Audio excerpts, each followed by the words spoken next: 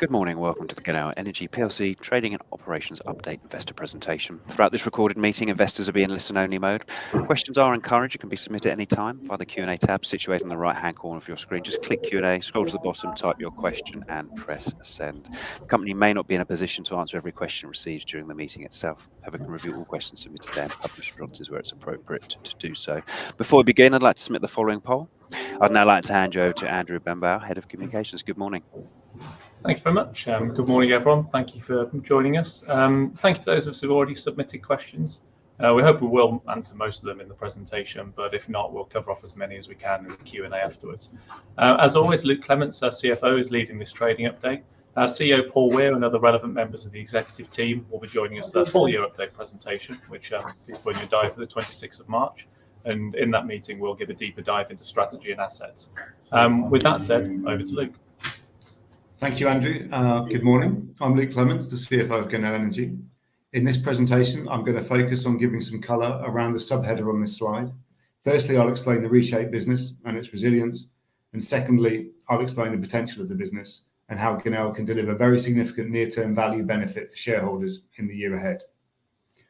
As you can see, this first slide focuses, and rightly given circumstances, on resilience. There is no doubt that we continue to face very challenging conditions, with still no access to exports through the Iraq-Turkey pipeline and no payments for past exports since March. We have no clarity on when exports may improve, and so it is important for us to demonstrate that we are resilient to continued pipeline closure. Against that uncertain backdrop, I am pleased with where we have got to in time for the start of 2024 and grateful for the hard work and commitment that has gone into getting us here. Our resilience is comprised principally of two layers. First, balanced cash flows. Second, a strong balance sheet. Starting with the balanced cash flows and firstly income, the ramp up in domestic sales that we forecast for Q4 has been delivered very effectively by DNO. Tawke is now delivering meaningful funding for the business and generated 13 million of net cash flow for GENEL in Q4. On spend, we are now very different to what we were just 1 year ago, with a much smaller but very much fit for purpose workforce. Our work has reduced the size of the organisation by over 2/3, and going forward, we have a much lower run rate spend and consequently significantly improved resilience to defend value for our shareholders. The combination of Tawke domestic sales at Q4 levels and our continued spend reductions now means that we expect our sources and uses to be balanced from March onwards, when we expect to have paid down balance sheet payables and the arbitration case will have been heard. Our second layer of resilience is the strong balance sheet. We opened the year with net cash of 119 million, and having exceeded our original targets on organisational reduction, we now expect to maintain net cash above 100 million throughout the year ahead. On the next few slides, I'm going to walk through our activity and spend in Q4 and how that work done last year will benefit 2024 in both domestic and export sales scenarios. A reminder of the balance sheet and the opportunity it brings. Then I will provide a brief update on the pipeline, a brief reminder on our arbitration claim, with the hearing now less than 1 month away. And finally, I'll run through our focus for 2024 with a reminder of the 4 specific catalysts ahead of us that can deliver very material shareholder value and have the potential to end the year with a transformed business valuation and outlook. Next slide, please. The waterfall on the right shows our sourcing and uses of cash in Q4, illustrating that the cash outflow last quarter is not indicative of what happens in 2024. You can see that I split the components into 3 buckets of activity. The first bucket is activity that relates to the go-forward business post Q1 2024. The second bucket is Q4 activity that doesn't repeat in 2024. And the third bucket is the investment decisions taken by the company. Starting with sources for the go-forward business, Tawke domestic sales increased from just under 26,000 barrels a day in Q3 to just over 65,000 barrels a day in Q4, with December well above that level. You can see in the chart that Tawke generated 13 million of cash flow for GENEL in the quarter, which did benefit from recovery of costs incurred through the summer when no sales were being made. The operator DNO has done an exceptional job to achieve consistency of sales volumes in November and December, which is very challenging and remains hard to predict. There is significant variability in demand from buyers in Kurdistan, which impacts all IOCs, and the process requires constant attention and oversight. As an example of the volume challenge, where we thought that in Q4 we were going to develop local sales for TAC, that interest has now gone away. So Tac Tac is not selling domestically, and we now do not expect Tac Tac to be selling domestically in 24. So far, the Tawke PLC is doing as well as any license in the country, and we'll be pleased if these Q4 sales volumes can be maintained through the year. Back to the waterfall, you will see next to the Tawke net income stack is organisational spend. Organisational spend represents all non-Tawke spend in the remaining business. So, for example, it includes Tac Tac, corporate spend, and new business activity. Our cost cutting across the business, where we've reduced the organisation beyond our original plan, means that our spend was 12 million in Q4, and this will reduce further in 2024. You can see that this spend is covered by the Tawke income in Q4. Next on the chart is the non-repeating items. We've spent 3 million closing out SATA work where some remediation work was required. This work was done ahead of time and below budget, and is credit to the quality and professionalism of the people we have in the organisation, some of whom were working knowing that they would be released once the work was done. With SATA work now complete, there is no reason why we should not be able to sign documents and formalise our exit with the government. Finally, the investment bucket. We spent 4 million on Somaliland civils. Again, this work was completed on time and ahead of budget, which was a very good result. This is frontier exploration without local experienced service providers. The team has demonstrated real skill to deliver this work ahead of schedule and safely, with over 125,000 man-hours worked without an incident. We've been incurring legal costs on arbitration throughout the year, and we spent 3 million in Q4, and I will talk a bit more about arbitration later. We paid 6 months of bond interest in the quarter at a cost of 11 million for debt of 248 million, and we earned 3 months of interest on our cash, resulting in a net interest cost of $6 million. And finally, we bought back 16 million of our bonds at an average price below 95. So in summary, a cash-generating go-forward operating business, some efficient closeout of planned and required work, and some cost-effective investment of capital where on all 4 items we see a pathway to returns that can be significantly greater than the spend. Next slide, please. So then taking that frame and looking ahead to 2024, the chart on the right shows first in light green that we expect our monthly run rate spend to look like after Q1 at around 3 million per month, once the arbitration is done and the SATA activity is closed out. We are significantly leaner vehicle than we were 6 months ago, and we're getting leaner. Again, that organisational spend number includes everything apart from Tawke, so it includes the benefit of cost reductions at Tac Tac, Somaliland, and at the corporate level, and we continue to seek to optimise these further. The middle stack shows that we expect that spend to be covered by Tawke cash generation from local sales at Q4 levels. So after Q1, we expect our sources and uses to be balanced. On the far right, we put the third stack to illustrate how impactful the resumption of exports would be. I mentioned a number of specific, potentially significantly value accretive events, and there are 4. This is the first one, resumption of exports and export payments.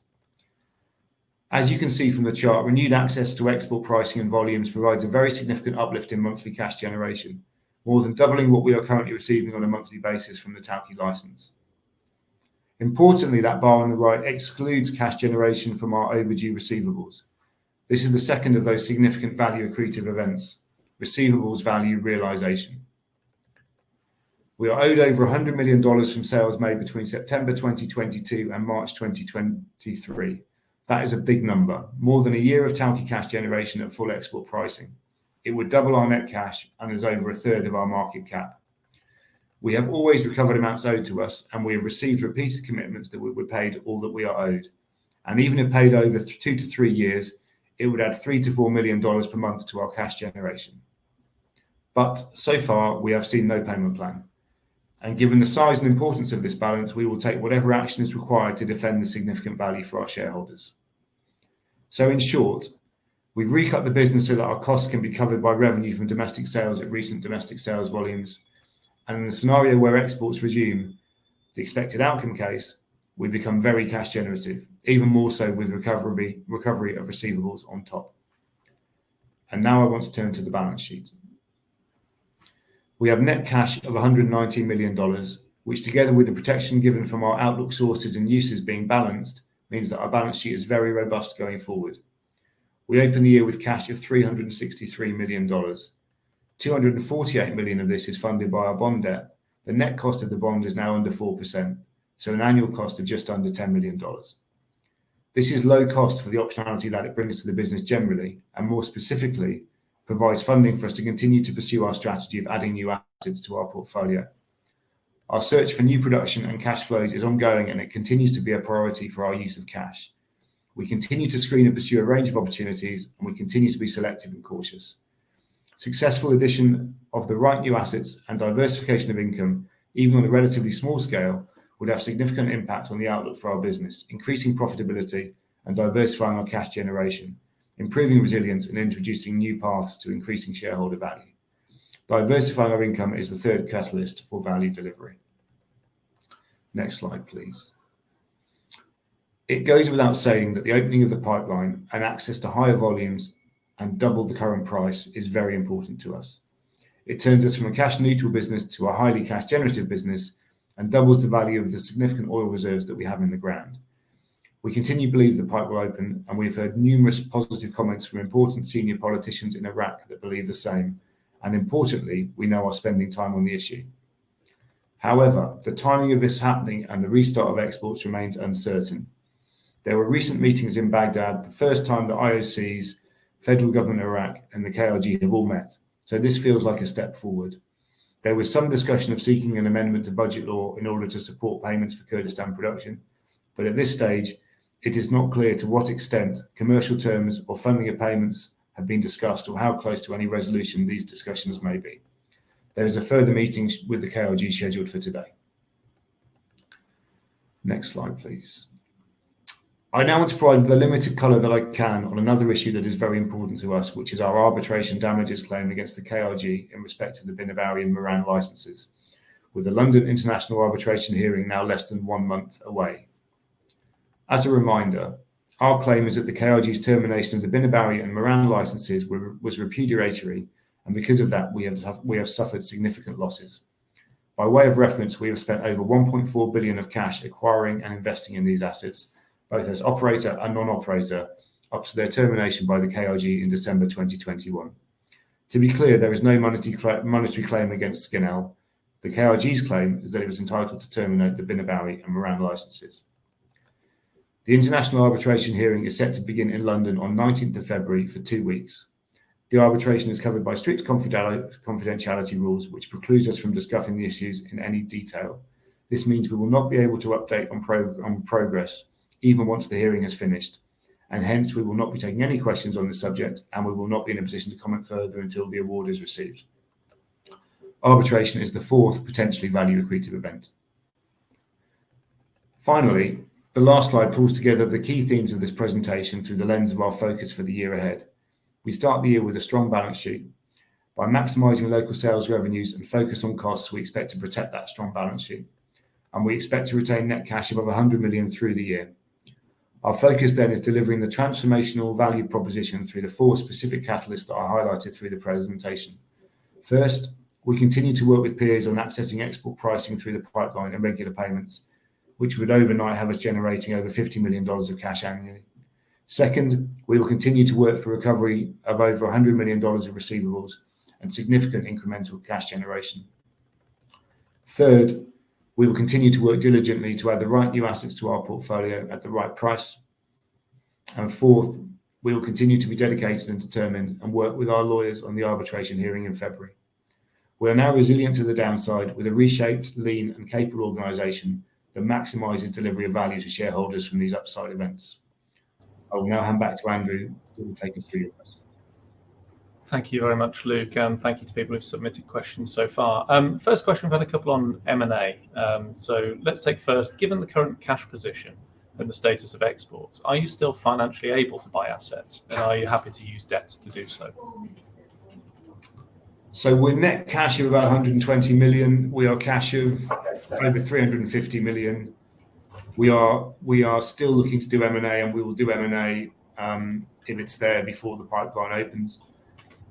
It's obvious that if the pipe is open and paying regularly, we have more cash available, and you can use more cash. If the pipe is shut and you are not getting paid for exports, there is less capital available. But we very much look at each opportunity on an individual basis. You know, different assets have different cash flow profiles, different debt capacity qualities, different resilience to downside oil price or downside production. They're all different. There isn't one answer. There isn't one amount of cash that I can tell you is the right amount of capital that's available for M&A. But we press on. M&A is important to us. We want to do it. We believe we'll do it. We've worked hard at it for 15 months, building up what I kind of call a watch list of over 20 assets that we like, that we are either trying to move into position or we hope they will move themselves into position. So we continue to be focused on M&A. We continue to seek to do M&A. And as a follow-up question, are you finding a lot of M&A opportunities still coming your way? And is Mina still your focus? Mina's still first prize, but when you look at the opportunities coming out of Mina, which sounds quite big, but actually when you're trying to get the right asset in the right location, it's not quite as big as it sounds. You may have to go further afield. We're happy to go further afield for the right asset and the right opportunity. And having cut costs, you mentioned the significant reduction in the workforce. Do you think that that's meant that there's a bit of a skills deficit should you carry out M&A? So a lot of the cut was to do with our operational arm, where obviously SARTA's doing less. We've also made cuts across the entire business.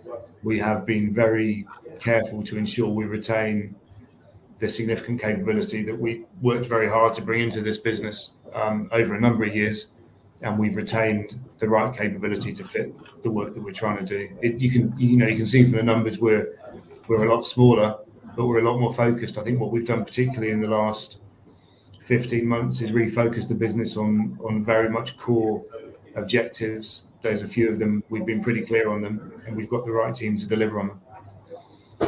Thank you very much. Moving on to bonds, there's a question. Given debt maturity is due next year, does it not make sense to buy back more debt when paying a higher interest than you are currently receiving on cash? Yeah, so we're paying about 4%. Carry that $250 million of debt, which is $250 million of cash, which is $250 million of optionality. So 4% cost of money is pretty low. If you look at where our bonds trading at the moment, it's been 13, 14, 15%. I think that's a pretty low cost to pay for the optionality it brings. And as I said on your first question, a key priority for us is to do M&A, diversify the business, and replenish our production outlook, which got decimated really by losing the gas assets and the disappointment at SARTA. I'll take a couple of quick questions because there's a couple we've had on disclosure. One is regarding arbitration.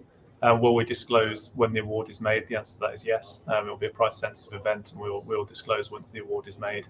And again, I can see there's a lot of questions coming on arbitration, but to reiterate what Luke said, it's a confidential process. And unfortunately, I completely understand people wanting to know more about it, but our hands are tied in what we can say about it publicly.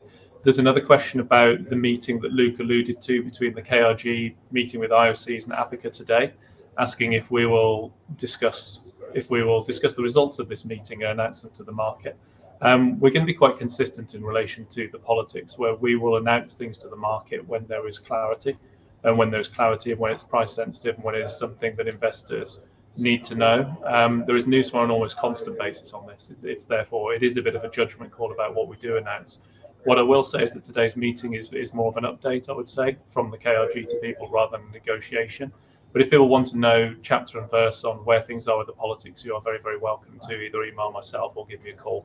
I'm very happy to talk through where things are. But in terms of formal announcements, it can be misleading to say at one time what is happening on any given day because the situation is in flux. There is a general positive direction of travel, and I'm very happy to discuss that with anyone who wants to give me a call. The next question we've had is on Somaliland, where some people would like to ask for an update. Please, can you update on what work has been done since November, when you said GENEL had a good 6 months, and when do you think test drilling may commence? So the update in November, that civils work went well. It's the first time we've done on-the-ground work in country. New contractors, obviously, because there hasn't been. It's not an oil and gas country yet. There aren't lots of local contractors who are experienced with oil and gas, and you have to, find who you can and do the work with the contractors available. Now, what we've found is actually we've been quite pleased with the performance we've got, and the support we've had from local communities has been really good. So that 6 months that I talked about, that continued to be good. We finished the work, and we're now looking again at when we might do more work on that license.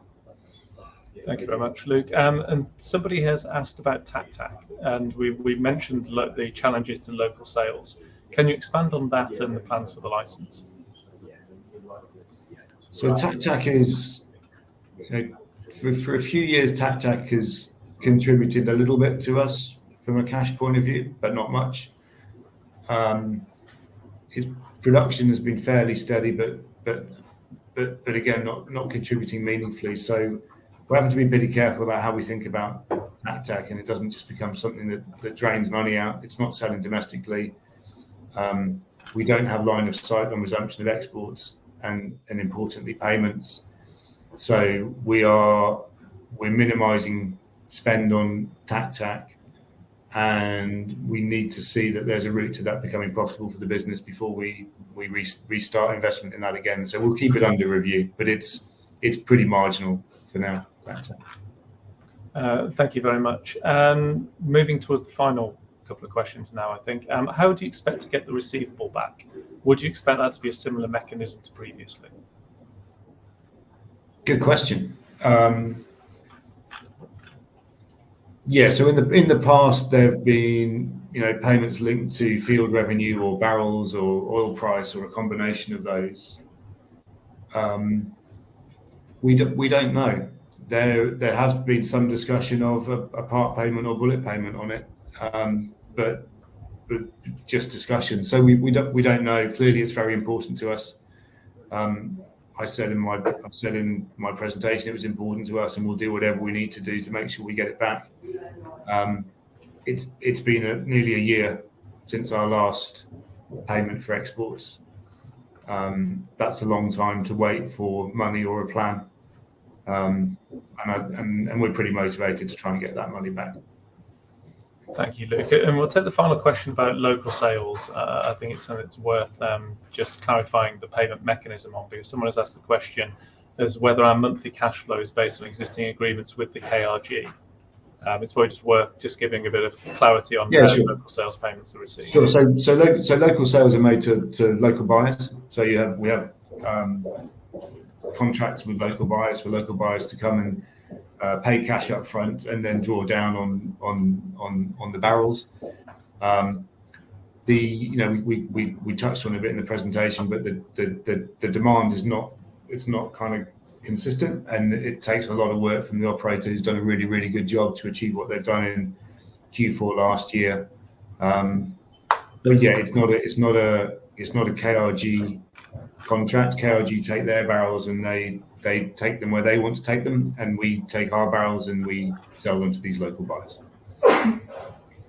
Thank you very much, Luke. And with that, I'd just like to reiterate to people that if they feel their question wasn't answered, and I apologise if it was not, then please either email me on andrew.benbow@genelenergy.com or give me a call. My phone number is on the website. With that, I'd just like to now pass over to Luke to make some closing remarks. But thank you again for everyone who joined us.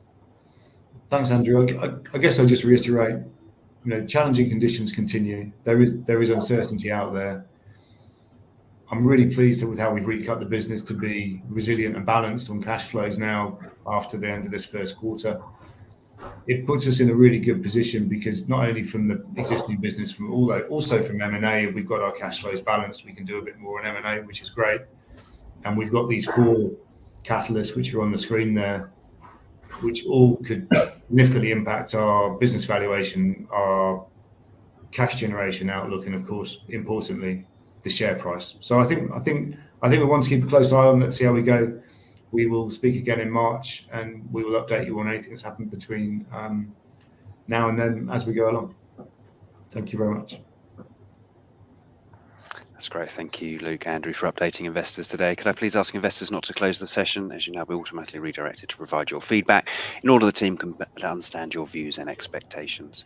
This will only take a few moments to complete and is greatly valued by the company. On behalf of the management team of GENEL Energy PLC, we'd like to thank you for attending today's presentation. Thank you and good morning to you all.